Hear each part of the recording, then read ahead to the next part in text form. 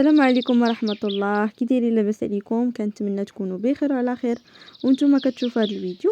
مرحبا بكم معايا في فيديو جديد، في وصفه جديده. كيف كتشوفوا معايا هنايا غادي نحضروا هاد جوج كيلات ديال لي كيك بخليط واحد فقط.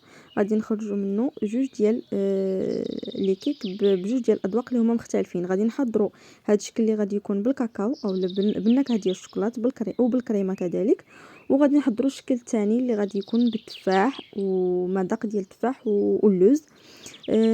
غادي نخليكم مع المقادير وطريقه ديال التحضير. هنا اول حاجه غادي ناخذوا مول ولا عفوا اناء، غادي نديروا فيه جوج ديال البيضات،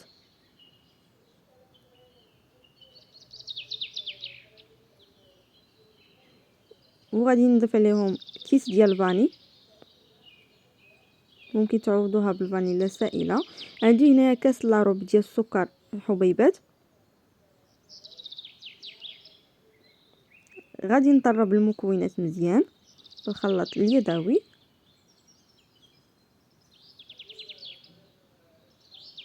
غنخلط مزيان حتى يتبدل لي اللون ديال الخليط.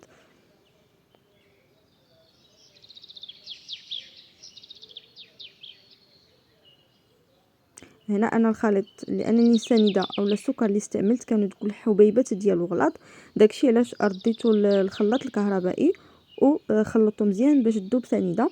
صافي هنايا ممكن نتوما غادي تخلطوا غير بيديكم عادي، حيت سنيده الا كانت هكا الحبيبات ديالها رقاق راه دغيا كتذوب. صافي هنا ضفت كاس لاروب ديال الزيت وانا كنستمر في الخلط. غادي نضيف كذلك كاس لاروب ديال الحليب،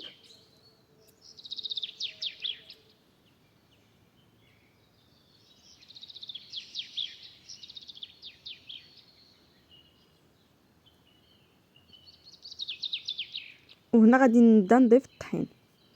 هاد القياس اللي عطيتكم انا ديال بيضه واحده، الا كانت البيضه كبيره كديروا غير وحده، الا كان البيض صغير كديروا جوجات. انا درت جوج بيضات لان البيض اللي استعملت كان صغير. صافي هنايا ضفت كاس ونص اولا كاس وربع، عفوا كاس وربع ديال الدقيق الابيض، وضفت هنايا كيس ديال خميره كيميائيه. كاس وربع ديال الدقيق، حيت غادي نضيفوا مازال دقيق. ملي غنقسموا الخليط غنضيفوا الدقيق وغنضيفوا الكاكاو. اذا كنضيفوا في الاول غير كاس وربع، وكنضيفوا معهم كيس ديال الفاني وكنخلطوا. وهنا ضفت معلقه ديال الخل. صافي هنايا قسمت الخليط لجوج ديال الاجزاء اللي متساويين. صافي هنايا هذا الخليط ضفت عليه معلقه كبيره ديال الدقيق الابيض، والنصف الاخر غادي نضيف عليه معلقه كبيره ديال الكاكاو المر.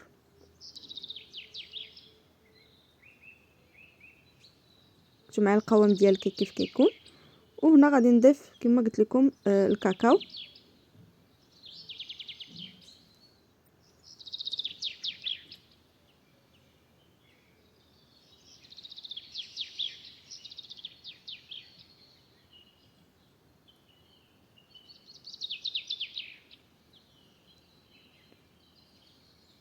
صافي هنا خديت هاد الليمون.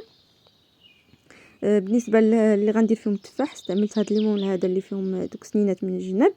المهم الليمون راه ممكن تستعملوا اي شكل بغيتو. دهنتهم بالزبده ورشيتهم بالدقيق.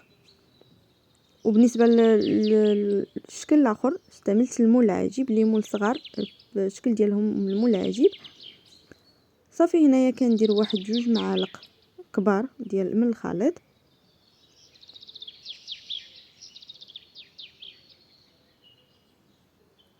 بالنسبه للشكل الاخر كنضيفوا الخليط اللي بالذوق ديال الكاكاو. صافي هنا كنعمرهم كاملين وكنحاول كنقادهم تكون كميه متساويه فيهم كاملين. وصافي هنايا خديت التفاح قطعته كيف كتشوفوا معايا على هذا الشكل، وكنقادو فوق الكيك ولا فوق الخليط ديال الكيك.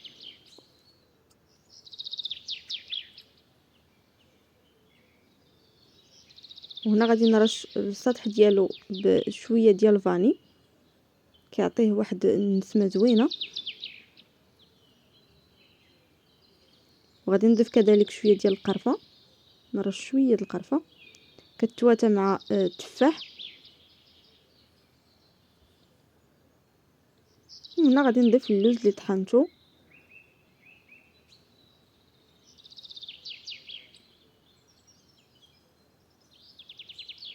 صافي هنا غادي ندخلهم للفران، غنشعل عليه غير من التحت حتى كيطيبوا ويطلع الحجم ديالهم، عاد كنشعلهم من الفوق باش كيكملوا الطياب ديالهم.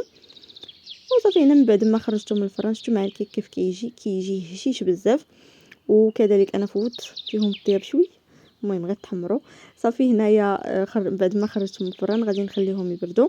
كاسرونه درت فيها كاس ديال الحليب، معلقه صغيره ديال النشا، درت هنا واحد الكيس اولا واحد ساشي صغير ديال الفلون ديال الشكلاط، معلقه صغيره ديال الكاكاو، ودرت هنايا 2 معالق كبار ديال السنيده ديال السكر حبيبات. وغادي نضيف كذلك واحد المعلقه صغيره تقريبا ديال ممكن ما تضيفوهاش ديال الشكلاط شكلاط حلو، شوكولاتو اللي كنديروا مع الحليب. صافي هنا غادي نخلط هاد المكونات مزيان، وغادي نديرهم فوق البوطه على عافيه مهيله مع التحريك المستمر، ما توقفوش على التحريك باش ما يعقدش لكم الخليط اولا يلصق لكم في القاع ديال الكاسرونه. صافي هنايا ضفت ملي تقل الخليط ضفت عليه الشكلاط، وصافي بديت كنعمر به هنا سقط عليه التصوير ما كملتش. المهم هنا زينتها بشويه ديال الكراميل من الفوق. بطبيعه الحال التزيين كيبقى اختياري. هاد الكريمه كتجي لذيذه بزاف، كتجي المذاق ديالها بحال المذاق ديال دانيت ديال الشكلاط، نفس المذاق فيها، كتجي لذيذه بزاف وكتواتى مع هاد الكيك. وشفتوا معايا الشكل ديالهم كيف كيشهيو، والمذاق اكثر كيجيو لذاذ بزاف، سواء اللي بالنكهه ديال سواء اللي بالمذاق ديال التفاح وكذلك اللي بالمذاق ديال الشكلاط، كيجيو رائعين ولذاذ بزاف.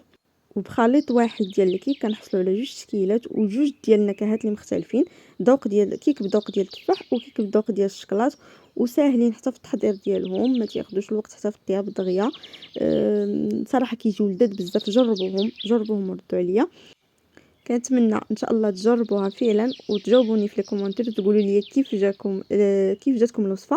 وما تنسونيش دائما في لي لايك وفي لي كومونتير الزوينين ديالكم. ولا كنتوا اول مره كتشوفوا القناه ما تنسوش تشتركوا وتفعلوا الجرس باش توصلوا دائما بكل جديد. ونتلاقاو ان شاء الله في فيديو جديد. السلام عليكم.